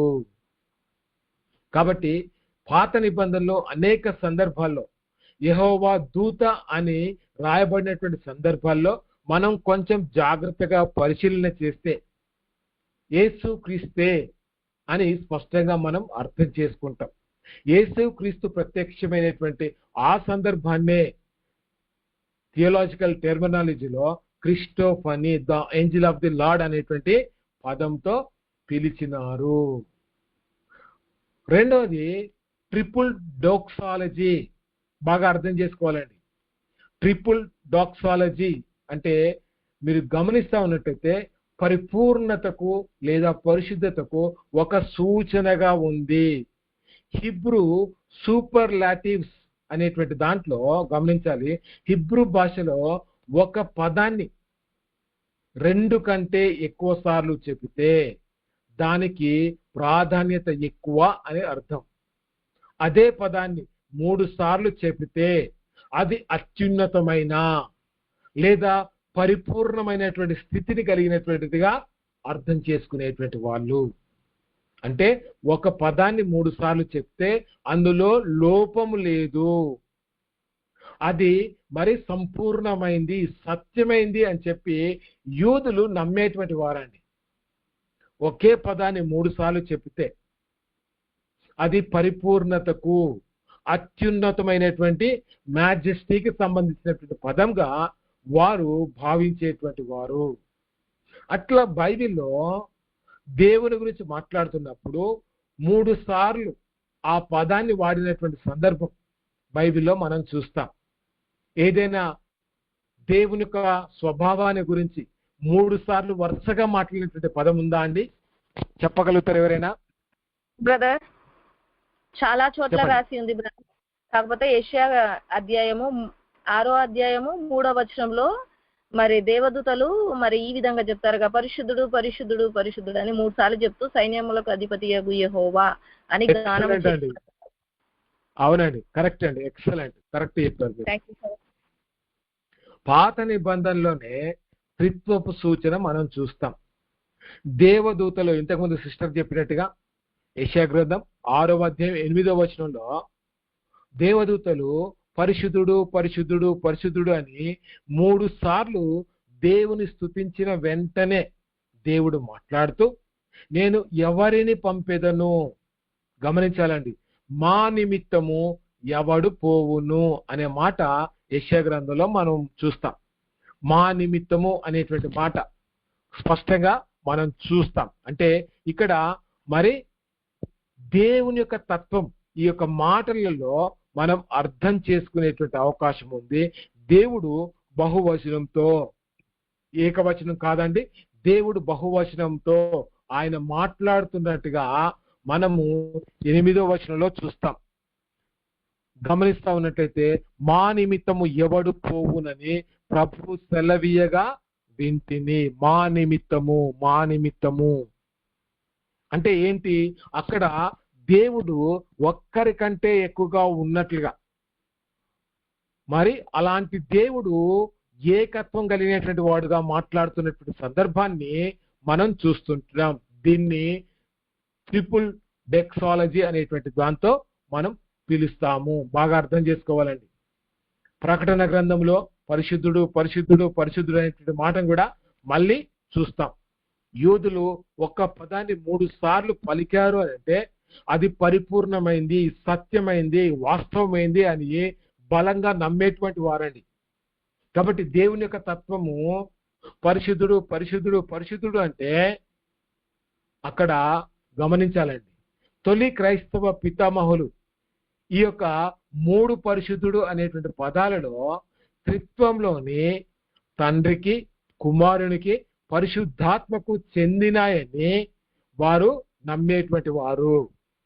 3 సార్లు పరిశుద్ధుడు పరిశుద్ధుడు పరిశుద్ధుడు అని పిలిచారంటే అందులో తండ్రి ఉన్నాడు, అందులో కుమారుడు ఉన్నాడు, అందులో పరిశుద్ధాత్మ కూడా ఉంది అని చెప్పి వారు విశ్వసించేటువంటి వారు.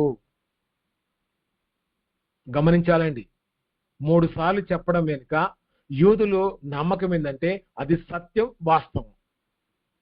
అందులో బైబిల్ పండితులు ఏం నమ్ముతున్నారంటే తండ్రి, కుమార, పరిశుద్ధాత్మ వారు ముగ్గురు కూడా పరిశుద్ధుడు పరిశుద్ధుడు అని నమ్ముతుంటున్నారు. 3 సార్ల పదం చెప్పిందంటే అందులో 3 వ్యక్తులు ఉన్నారు అని చెప్పి బైబిల్ పండితులు నమ్మేటువంటి వారు. సో కాబట్టి పాత నిబంధనలో కూడా త్రిత్వం అనేటువంటి పదం ఉంది. దానికి సంబంధించినటువంటి లేఖనాలు బైబిల్లో పాత నిబంధనలో మనం చూస్తుంటున్నాము. క్రొత్త నిబంధనలో న్యూ టెస్టిమెంట్ లో అత్యంత స్పష్టమైనటువంటి ఆధారాలతో త్రిత్వాన్ని గురించి మనము అర్థం చేసుకునే అవకాశం ఉంది. ఏంటి, ఎట్లా పాత నిబంధనలో కాకుండా కొత్త నిబంధనలో త్రిత్వాన్ని గురించి మనం అర్థం చేసుకునే బైబిల్ లేఖనాలు ఏమున్నాయి?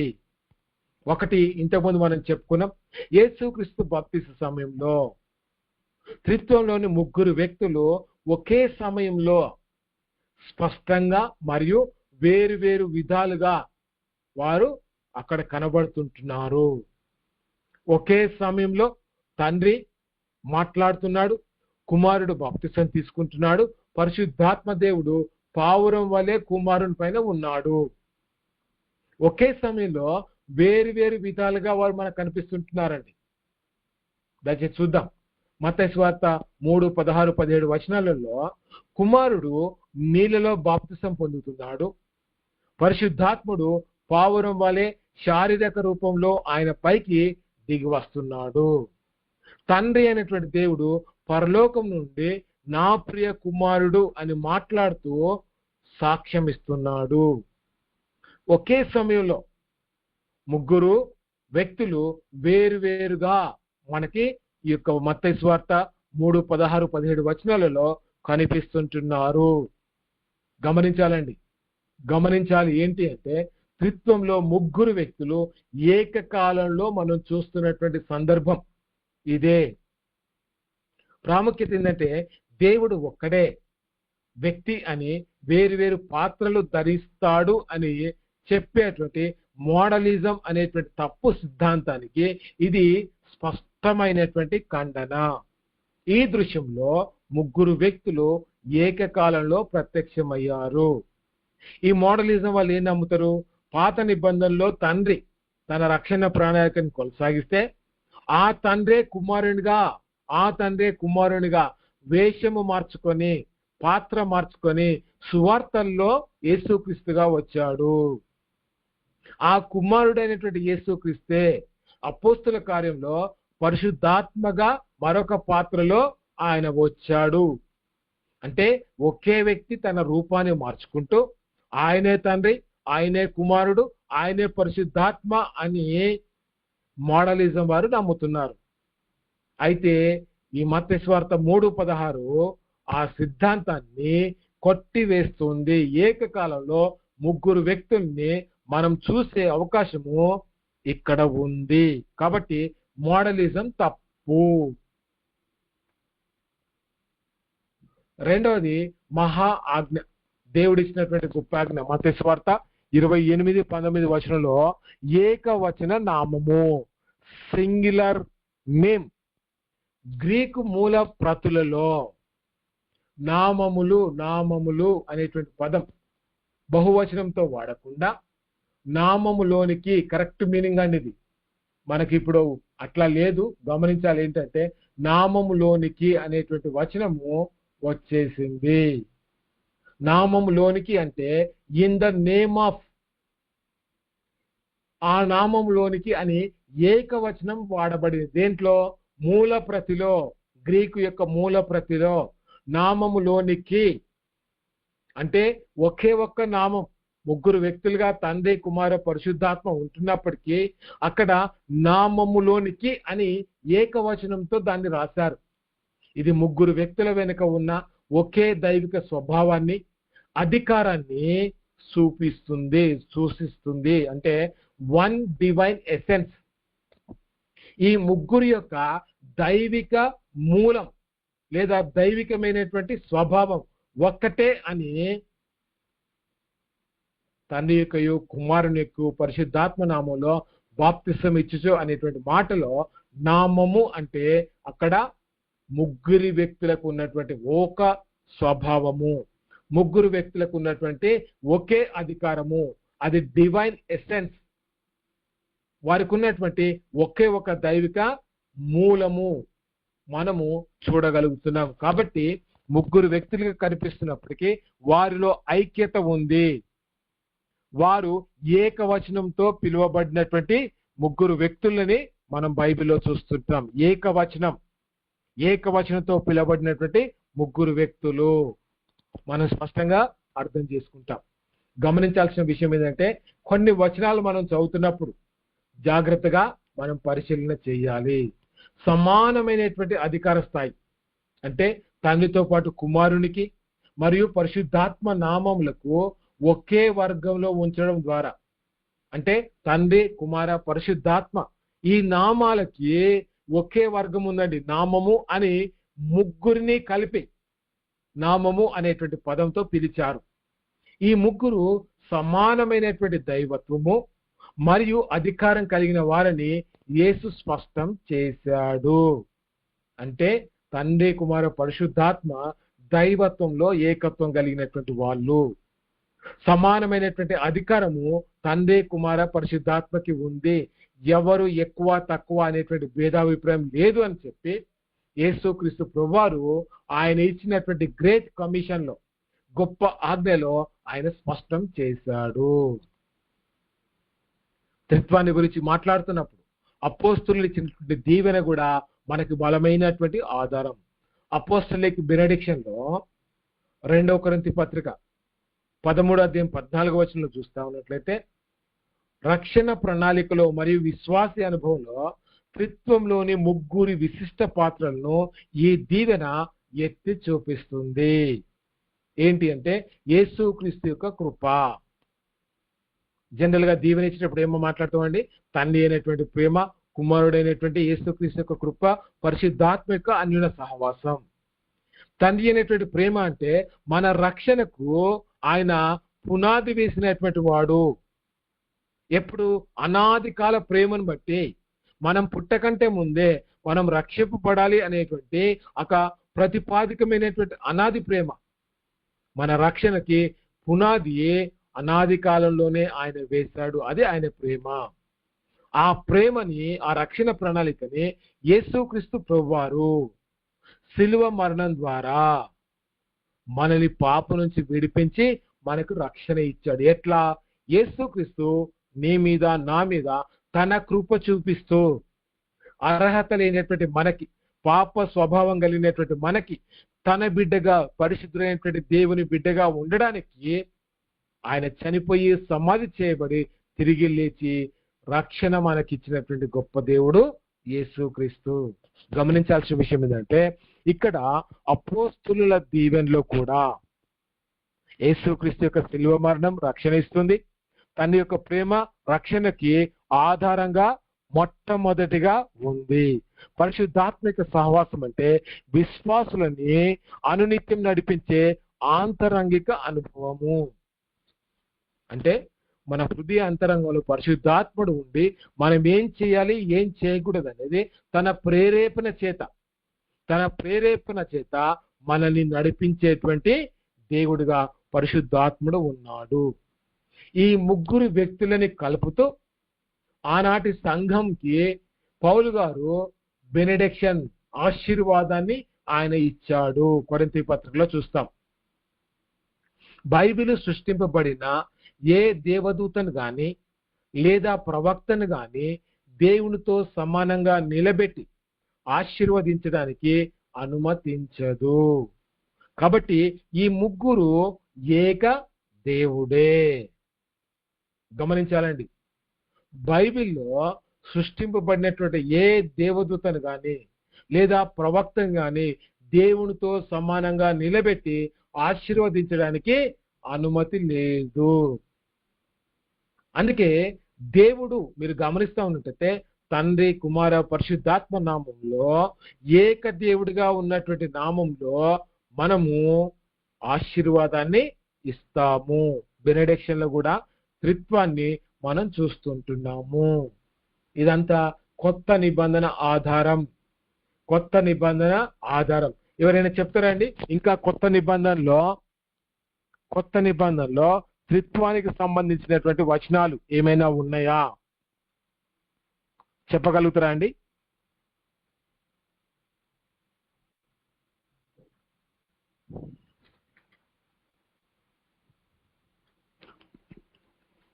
త్రిత్వానికి సంబంధించినటువంటి వచనం ఇంకా ఏదైనా బైబిల్లో ఉందా? త్రిత్వానికి సంబంధించినటువంటి వచనం ఏమీ లేవంటారా అండి?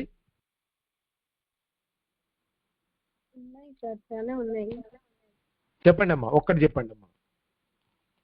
ఇక్కడ యోహాను సువార్త 14వ అధ్యాయము 16వ వచనంలో యేసు ప్రభు ప్రేయర్ చేసేటప్పుడు నేను తండ్రిని వేడుకొందును మీ యొద్ద ఎల్లప్పుడూ ఉండుటకై ఆయన వేరొక ఆదరణకర్తను అనగా సత్యస్వరూపియగు ఆత్మను మీకు అనుగ్రహించుదును అని చెప్తున్నప్పుడు ముగ్గురు ఉన్నట్టుగా అనిపిస్తుంది అక్కడ కదా. ఎస్ అమ్మా, అది కరెక్ట్. అక్కడ ముగ్గురిని మనం చూస్తాం. 2వ తిమోతి పత్రిక 1వ అధ్యాయం 2వ వచనం కూడా గమనిస్తే తండ్రి అయిన దేవుని నుండి మన ప్రభు అయిన యేసుక్రీస్తు నుండి కృపయు కనికరము సమాధానము మీకు కలుగునుగాక.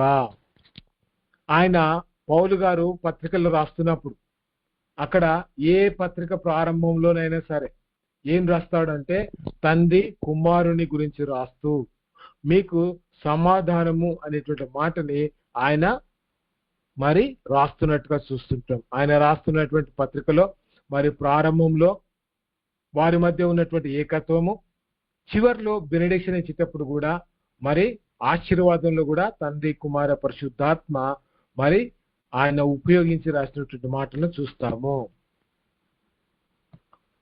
ఆదరణకర్త యొక్క వాగ్దానం ఇప్పుడు మీరు చెప్పారు కదా, అరుణజ్యోతి గారు చెప్పిన మాట యోహాను సువార్త 14, 16, 17 వచనాలలో నేను తండ్రిని వేడుకొందును మీ యొద్ద ఎల్లప్పుడూ ఉండుటకై ఆయన వేరొక ఆదరణకర్తను అనగా సత్య స్వరూపియగు ఆత్మను మీకు అనుగ్రహించను. నేను అనేటువంటి కుమారుడు గమనించాలండి, ఆయన అనేటువంటి తండ్రి, ఆత్మ అనేటువంటి పరిశుద్ధాత్ముడు, ముగ్గురిని ఈ ఏకవచనంలో మనం చూస్తాం. ఈ యొక్క ఆదరణకర్త వాగ్దానంలో ప్రామిస్ ఆఫ్ ది కంఫర్టర్ అంటే ఆదరించేటువంటి కర్త యొక్క వాగ్దానంతో కూడినటువంటి మాటలలో తండ్రిని కుమారుని పరిశుద్ధాత్మని ఏకవచనంలో మనం చూసే అవకాశం ఉంది. కాబట్టి కొత్త నిబంధనలో కొన్ని వచనాలు త్రిత్వాన్ని గురించి స్పష్టంగా మాట్లాడుతున్నాయి. అంటే బైబిల్లో త్రిత్వం అనేది ఉంది అనేది మనం నిరూపిస్తుంటున్నాం. మరొక ఆదరణకర్త అంటే బాగా గుర్తుంచుకోవాలండి, మరొక ఆదరణకర్త అంటే గమనిస్తా ఉన్నట్టే అలోస్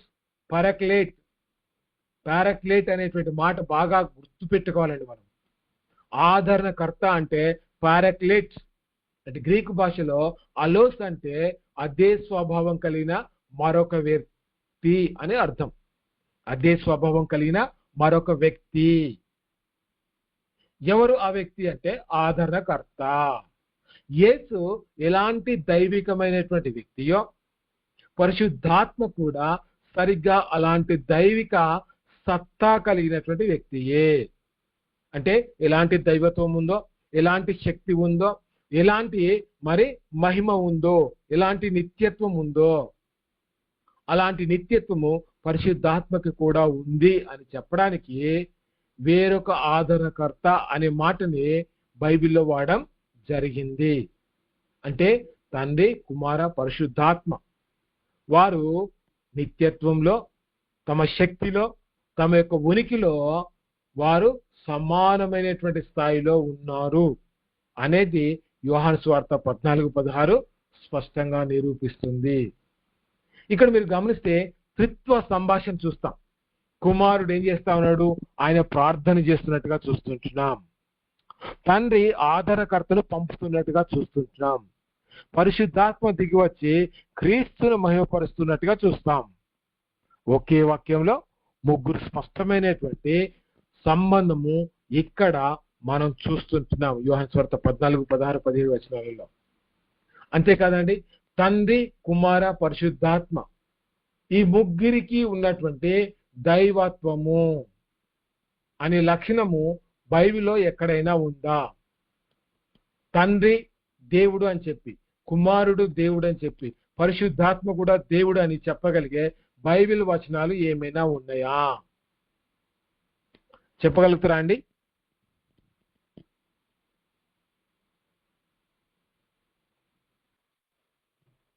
ప్రైజ్ లార్డ్ బ్రదర్. ఎఫెసీ పత్రికలో 4:6 అందరికీ తండ్రి అయిన దేవుడు ఒక్కడే, ఆయన అందరి పైగా ఉన్నవాడే.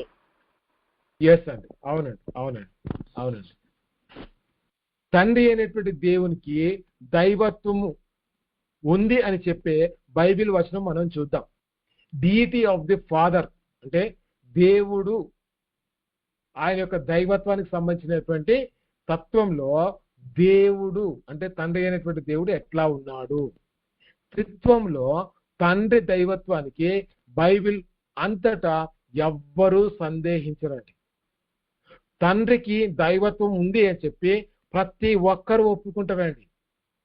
ఎలాంటి అభ్యంతరాలు, ఎలాంటి తప్పుడు బోధలు తండ్రి అయినటువంటి దేవుని యొక్క దైవత్వం మీద లేవు.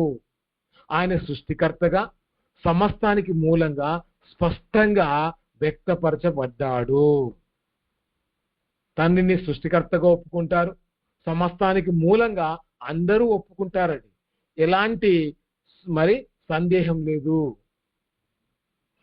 ముఖ్య బైబిల్ వచనం ఏంటంటే 1 కొరింథీ పత్రిక 8:6 ఆకాశం అందు గాని భూమి అందు గాని దేవతలనబడినవి ఉన్నను మనకు ఒక్కడే దేవుడు ఉన్నాడు, ఆయన తండ్రి, ఆయన నుండి సమస్తమును కలిగెను అనే మాటని మనం చూస్తాం.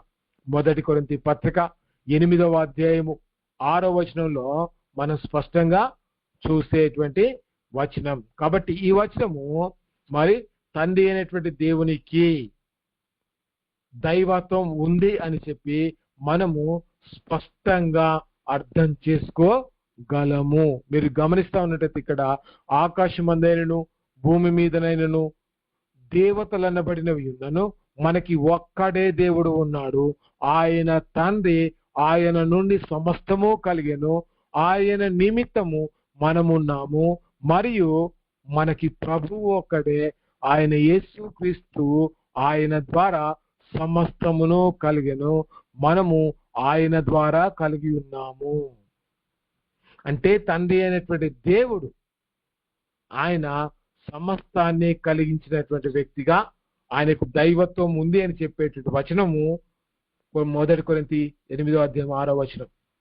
ఇక్కడ వివరణ చూస్తే తండ్రి సృష్టి క్రమానికి మరియు రక్షణ ప్రణాళికకు ఆద్యుడు, ఆయన మొట్టమొదటి వ్యక్తిగా మనం చూస్తుంటున్నాం. ఇన్ట్యూటర్, ఆయన మరి అన్నిటికీ ప్రధాన కారకుడుగా బైబిలు మనకి స్పష్టంగా బోధిస్తుంది. ఆయన స్వయంభవుడు, తనకు తానుగా ఉన్నటువంటి దేవుడు, ఆయన సెల్ఫ్ ఎగ్జిస్టింగ్ గాడ్. ఎవరో దేవుణ్ణి చేస్తే ఆయన దేవుడు కాలేదండి. అలా అయితే చేసినటువంటి వాడు గొప్పవాడు అవుతాడు. కాబట్టి దేవుడు తనకు తానుగా ఉన్నటువంటి వాడు, అనాది నుంచి ఉన్న అపరిమితమైనటువంటి దేవుడు, నిత్యత్వం నుంచి నిత్యత్వం వరకు, ఆది నుంచి అంతం వరకు ఆయన దేవుడుగానే ఉన్నటువంటి వాడు. Alpha omega. గమనించాలి, అంటే ప్రారంభం నుంచి అంతం వరకు ఆయన అపరిమితమైనటువంటి దేవుడుగానే తండ్రి అయినటువంటి దేవుడు బైబిల్లో మనకి స్పష్టంగా కనిపిస్తుంటున్నాడు. ఆయన దైవత్వానికి సంబంధించి ఎలాంటి సందేహము ఎవ్వరూ ఇప్పటి వరకు మరి సందేహించలేదు. రెండవది కుమారుని యొక్క దైవత్వం. దీని గురించి బాగా విపరీతమైనటువంటి మరి తప్పుడు సిద్ధాంతాలు ఉన్నాయండి. ఎందుకనంటే మన రక్షణకి ఆధారం యేసుక్రీస్తు ప్రభువారే. డీటీ ఆఫ్ ది సన్ ఏంటి? యేసుక్రీస్తు కేవలం ఒక మంచి బోధకుడు లేదా ఒక ప్రవక్త మాత్రమే కాదండి. ఆయన శరీరధారిగా వచ్చిన సర్వశక్తి గల దేవుడు అని చెప్పి బైబిల్ స్పష్టంగా ప్రకటిస్తుంది. లోకంలో చాలా మంది యేసు ప్రభువారు ఒక మంచి బోధకుడు అని చెప్పి మాట్లాడతారు, లేదా ఆయన ఒక ప్రవక్త అని చెప్పి మరి వారు మాట్లాడేటువంటి అవకాశం ఉంది. కానీ ఆయన సర్వశక్తి గల దేవుడు అని బైబిల్ వచనాలు స్పష్టంగా చెప్తుంటున్నాయి. అందుకు ముఖ్య ఆధారం చూస్తే యోహాను సువార్త 1:1 నుంచి 14. ఆది యందు వాక్యం ఉండెను, ఆ వాక్యము దేవుని యొద్ద ఉండెను, ఆ వాక్యమే శరీరధారి అయి కృపా సత్య సంపూర్ణుడుగా మన మధ్య నివసించెను. యేసుక్రీస్తు ప్రభువారిని దేవుని యొక్క వాక్యంగా పోలుస్తూ ఆ వాక్యమే దేవుడై ఉన్నాడు అని స్పష్టంగా యేసు ప్రభువారి గురించి చెప్తున్నటువంటి లేఖన భాగం. కాబట్టి దేవుడు ఆయన వాక్యమై ఉంటున్నాడు. ఆ దేవుడు యేసుక్రీస్తు అనేది ఈ యొక్క మొదటి అధ్యాయం అంతా కూడా మాట్లాడుతుంది. తీతుకు పత్రికలో 2:13 గమనిస్తే అక్కడ మహాదేవుడును మన రక్షకుడైన యేసుక్రీస్తు అనే మాట చూస్తాం. మహాదేవుడును మన రక్షకుడైన యేసుక్రీస్తు అంటే యేసు ప్రభువారి గురించి మాట్లాడుతున్నప్పుడు ఆయన మహాదేవుడు అని చెప్పి స్పష్టంగా రాయబడినటువంటి సందర్భాన్ని మనం చూస్తుంటున్నాం. కాబట్టి యేసుక్రీస్తు ప్రభువారు దైవత్వంలో సంపూర్ణమైనటువంటి దేవుడుగా ఆయన ఉన్నాడు. చాలా మంది యేసు ప్రభువారు నిత్యత్వంలో లేడు అని, ఆయన దేవుడు కాదు, ఆయన ఒక చిన్న దేవుడు అని, ఆయన మరి ఒక దేవదూత అని చెప్పి, ఆయన ఒక ప్రవక్త అని చెప్పి, ఆయన ఒక మంచి వ్యక్తి అని చెప్పి, మంచి బోధకుడు అని చెప్పి రకరకాలుగా ఎందుకు మాట్లాడుతున్నారంటే యేసు ప్రభువారి యొక్క మరి శరీర ధారణ కంటే ముందు ఆయన ఉనికిని చాలా మంది అర్థం చేసుకోకపోయారండి. పాత నిబంధనలో యేసు ప్రభువారు ఉన్నాడు, నిత్యత్వంలో కూడా యేసుక్రీస్తు ప్రభువారు ఉన్నాడు అనే సంగతి ప్రపంచం అర్థం చేసుకోలేదు. ఆయన ఏదో క్రీస్తు పూర్వము 4వ శతాబ్దంలో ఆయన జన్మించాడు అని ప్రపంచము అంత మటుకే అర్థం చేసుకుంటుంది. అప్పటి నుంచే యేసు ప్రభువారి ప్రారంభం ఉంది అని అనుకుంటున్నారు. కానీ బైబిల్ అలా చెప్పట్లేదు. ఆయన మహాదేవుడును మన రక్షకుడైన యేసుక్రీస్తు నిత్యత్వంలో ఉన్నటువంటి వాడు. మూడోది పరిశుద్ధాత్మను గురించి దేవుని యొక్క దైవత్వము, deity of the Holy Spirit. పరిశుద్ధాత్మ కేవలము దేవుని యొక్క ఒక శక్తి లేదా ప్రభావం కాదండి. పరిశుద్ధాత్మని గురించి మాట్లాడుతున్నప్పుడు అదేదో ఫోర్స్ అని చెప్పి, లేదో ఇన్ఫ్లుయెన్స్ అంటే మనల్ని ప్రభావితం చేసేది అని చెప్పి ఒక వస్తువుతో దాన్ని పోలుస్తూ మాట్లాడతారు. చాలా మంది మంచి మంచి స్పీకర్స్ పరిశుద్ధాత్మ గురించి మాట్లాడుతున్నప్పుడు ఒక శక్తి అని మాట్లాడతారు, లేకపోతే పరిశుద్ధాత్మ అది ఇది అని చెప్పి పరిశుద్ధాత్ముడు గురించి వారు మాట్లాడుతున్నటువంటి సందర్భాలు నేను చూశాను. ఆయన దైవిక వ్యక్తిత్వము మరియు పరిపూర్ణ దైవత్వం కలిగినటువంటి దేవుడు. పరిశుద్ధాత్ముడు అని మనం పిలవాలండి. పరిశుద్ధాత్మ అంటే ఒక ఆత్మగా మనం తీసుకోవద్దండి. పరిశుద్ధాత్మకి వ్యక్తిత్వం ఉంది, ఆయనలో పరిపూర్ణ దైవత్వము ఉంది. కాబట్టి పరిశుద్ధాత్ముడు అని మనం పిలిస్తేనే అది సరైన విధంగా ఉంటుంది. అపోస్తల కార్యం 5వ అధ్యాయము 3-4 వచనాలు చూస్తే పేతురు అననీయతో మాట్లాడుతూ, నీవు పరిశుద్ధాత్మను మోసపుచ్చుటకు సాతాను ఎందుకు నీ హృదయంను ప్రేరేపించెను? నువ్వు మనుషునితో కాదు, జాగ్రత్తగా గమనించాలండి, నువ్వు మనుషునితో కాదు దేవునితోనే అబద్ధమాడితివి. ఇక్కడ పరిశుద్ధాత్మను నేరుగా దేవుడు అని పేతురు గారు సంబోధిస్తుంటున్నారు. సో కాబట్టి పరిశుద్ధాత్మ సంపూర్ణమైనటువంటి దైవత్వం కలిగినటువంటి వ్యక్తి. అందుకు ఆధారం అపోస్తల కార్యం పేతురు మాట్లాడినటువంటి మాటలు. అంతేకాదు సర్వ వ్యాపకత్వం కలిగినటువంటి వాడు. ఈ పరిశుద్ధాత్ముడు అంతటా ఏకకాలంలో ఉన్నటువంటి వాడుగా ఉన్నాడు. ఆమ్ని ప్రొసెన్స్. కీర్తనల గ్రంథం 139 కీర్తన 7వ వచనంలో, నీ ఆత్మ యుద్ధ నుంచి నేనెక్కడికి పోవదును, నీ సన్నిధి నుంచి నేనెక్కడికి పారిపోవదును. అంటే దేవుడు అంతటా ఆత్మస్వరూపిగా ఆయన ఉన్నాడు అని చెప్పి భక్తుడు మాట్లాడినటువంటి మాటను మనం చూస్తుంటున్నాం. కాబట్టి పరిశుద్ధాత్మ ప్రతి చోట ఉంటుంది. ఏకకాలంలో అన్ని చోట్ల ఉండేటువంటి పరిశుద్ధాత్ముడు అనేది మనం అర్థం చేసుకుంటున్నాం. నిన్నటి దినమున దేవుని యొక్క మరి స్వభావ లక్షణాలలో, ఇన్కమ్యూనికేబుల్ అట్రిబ్యూట్స్ లో ఒక దేవుడుగా ఒక వ్యక్తి ఉండాలంటే ఆయన ఏకకాలంలో అన్ని స్థలాలలో ఉండాలి. అలాంటి తత్వం, అలాంటి గుణం మరి తండ్రి అయినటువంటి దేవునిలో ఉంది అనేది మనం చూసాం. అది మరి పరిశుద్ధాత్మలో కూడా ఇక్కడ ఉన్నట్లుగా ఈ వచనం మనకు స్పష్టంగా తెలియజేస్తుంది. ఈ పరిశుద్ధాత్ముడు సృష్టికర్త, క్రియేటర్. ఎట్లా? యోబు 33:4లో దేవుని ఆత్మ నన్ను సృజించెను అని చెప్పి యోబు మాట్లాడుతున్నాడండి. దేవుని యొక్క ఆత్మ నన్ను సృజించెను అనేటువంటి మాటతో దేవుని యొక్క వాక్యము రాయబడ్డది. గమనించాల్సిన విషయం ఏంటంటే ఇక్కడ పరిశుద్ధాత్మ కూడా సృష్టికర్తగా ఉన్నాడు. హీఈస్ ఎ క్రియేటర్ అనేది మనం అర్థం చేసుకోవాలి. సో కాబట్టి ఈరోజు త్రిత్వాన్ని గురించినటువంటి సంపూర్ణమైనటువంటి వివరణ మనం విన్నాము.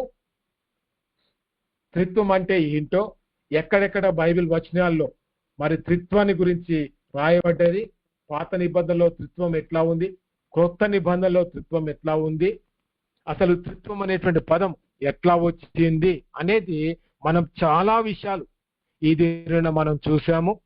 ఈ చూసినటువంటి విషయాలలో మీకు ఏదైనా త్రిత్వానికి సంబంధించినటువంటి అనుమానం ఉంటే దయచేసి నన్ను అడగండి. విన్నటువంటి క్లాస్ నుంచి మాత్రమే మీ ప్రశ్నలు ఉండాలి.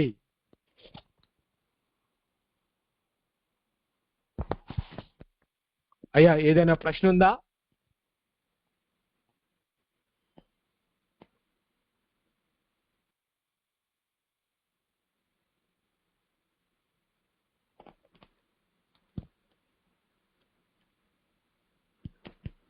ఏమీ ప్రశ్నలు లేవు అని అనుకుంటే మనం ప్రార్థన చేసుకుందాం. ఏదైనా ప్రశ్న ఉంటే దయచేసి అడగండి. ప్రైజ్ లార్డ్ బ్రదర్, చాలా చక్కగా అర్థమైంది బ్రదర్. ఓకే అండి, మిగిలిన వారు కూడా.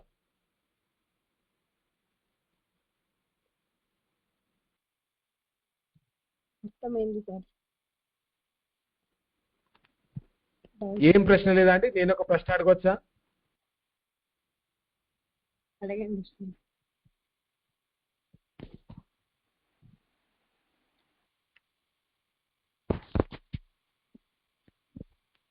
యేసుక్రీస్తు ప్రభువారు ఆయన దేవుడు అని చెప్పడానికి, యేసుక్రీస్తు ప్రభువారు ఆయన దేవుడు అని చెప్పడానికి ఏదైనా ఇప్పుడు చెప్పినటువంటి దాంట్లో నుంచి కాకుండా మరొక వచనం, కొత్త వచనం ఏదైనా చెప్పగలుగుతారా?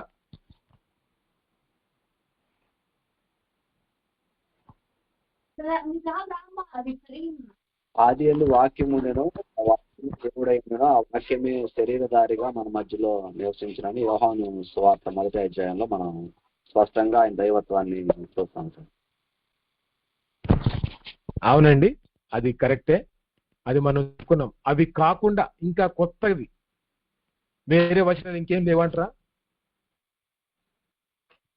Praise lord brother. ఆయన మరి శిష్యులతో ఏకాంతంగా ప్రార్థనకి వెళ్ళినప్పుడు అక్కడ మరి 5 రొట్టెలను 2 చేపలను ఆశీర్వదించి రిచ్చి పంచిపెట్టగా 5,000 మంది తిన్నారు. మరి స్త్రీలు చిన్నపిల్లలు కాకుండా అన్నారు కదా, అక్కడ దైవత్వం కనబడుతుంది. ఎందుకంటే ఆశీర్వదించి ఇవి రిచ్చి పంచిపెట్టగా అది అద్భుతం జరిగింది కదా బ్రదర్, అక్కడ దేవుడు కూడా ఉన్నాడు అని మనం తెలుసుకోవచ్చు. ఓకే అండి. యేసు ప్రభు వారి యొక్క దైవత్వానికి సంబంధించిన బైబిల్ వచనం, స్పష్టమైనటువంటి వచనం. ఈ వచనం ద్వారా యేసు ప్రభువు దేవుడు అని చెప్పగలిగే రీతిగా ఏదైనా రెఫరెన్స్.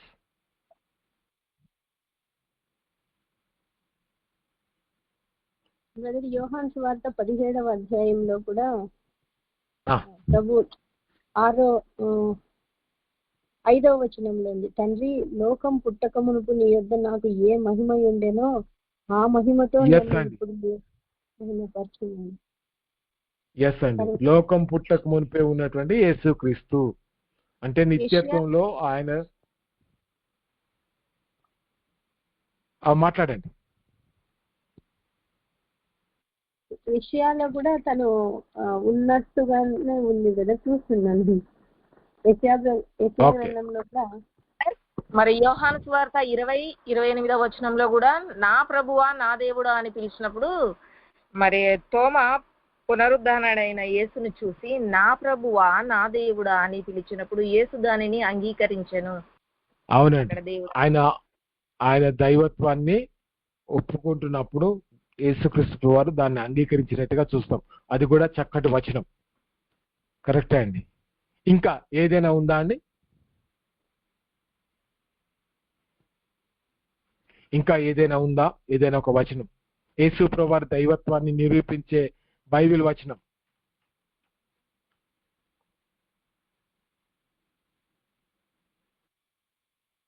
ఈయన నా ప్రియ కుమారుడు, ఈయనందు నేను ఆనందించుతున్నాను, ఈయన మాట వినుడి అని తండ్రి అయిన దేవుడు చెప్తున్నాడు అంటే అది ఆయన అంగీకరించినట్టు అనుకుంటున్నాను. ఎస్ అండి, తండ్రి అయినటువంటి దేవుడే సాక్ష్యం ఇస్తున్నాడు.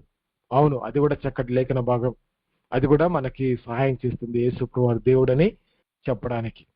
ఇలా అనేకమైనటువంటి బైబిల్ వచనాలు యేసు ప్రభువు యొక్క దైవత్వాన్ని స్పష్టంగా తెలియజేస్తున్నాయి. గమనించాల్సింది ఏంటంటే గ్రీకు మరి గ్రామటికల్లో, గ్రీకు భాషలో ఉన్నటువంటి గ్రామర్ ద్వారా దేవుని యొక్క తత్వాన్ని వివరిస్తున్నటువంటి సమయంలో ఈ పదాలు యేసు ప్రభువు యొక్క దైవత్వాన్ని గ్రీకు భాషలో కాస్త ఎక్కువగా అర్థం చేసుకునే అవకాశం ఉంది. తెలుగులో కూడా చాలా వచనాలు స్పష్టంగా ఉంటున్నప్పటికీ కూడా గ్రీకులు రాయబడినటువంటి ఈ యొక్క పదం యొక్క వచనం యొక్క అర్థాన్ని చాలా బాగా అర్థం చేసుకుంటూ యేసు ప్రభువారు దేవుడు అని చెప్పి వారు అంగీకరించారు. యేసు ప్రభువారిని శాస్త్రులు పరిసయ్యులు ఎందుకు రాళ్లతో కొట్టి చంపడానికి ప్రయత్నం చేశారు? ఆయన నేను దేవుని కుమారుడు అని చెప్పినందుకే. కుమారుడు అనే మాటకు అర్థం ఏంటంటే తండ్రికి ఉన్నటువంటి హక్కులన్నీ కూడా కుమారునికి ఉంటాయి. తండ్రితో సమానుడిగా తనను తాను పోల్చుకున్నాడు కాబట్టి అందుకే యేసు ప్రభువారు దైవ దూషణ చేస్తున్నాడు అని చెప్పి ఆయనని రాళ్లతో కొట్టేటువంటి ప్రయత్నం చేశారు. అవునండి. అయ్యా ప్రమీల గారు. ఏం లేదు బ్రదర్, గనక ఆ విధంగా వ్యతిరేకించడం జరిగింది. పెద్దలు, అధికారులు, శాస్త్రులు ఆయనకి ఎంతసేపు ఉన్న విరుద్ధంగా మాట్లాడతారని మనం తెలుసుకున్నాం బ్రదర్. ఆయన చెప్పే మాటలన్నీ దేవుడేమో సత్యమునే బోధిస్తున్నాడు, వాళ్ళేమో అసత్యమును సత్యముగా చెప్దామని ప్రజలకి చెప్తున్నట్టుగా మనం విన్నాం brother. Thank you brother. Okay okay okay. మిగిలిన వారు కూడా దయచేసి మాట్లాడండి, మీ రెస్పాన్స్ చెప్పండి. ఈ క్లాస్ ఏమైనా అర్థమైందా లేదా అర్థం కాలేదా, లేకపోతే ఏంటి మీ స్పందన? అందరూ ఆన్లైన్లో ఉన్నట్టుగా ఉన్నారు కానీ మౌనంగా ఉన్నారు. సతీష్ గారు, రాంబాబు గారు, శిరోమణి గారు, గురుమూర్తి గారు, మోహన్ గారు, అర్థమైందా అండి? అర్థమైంది సార్. ప్రైజ్ లార్డ్ సార్, మంచిగా అర్థమైంది సార్. థ్యాంక్ యూ అండి.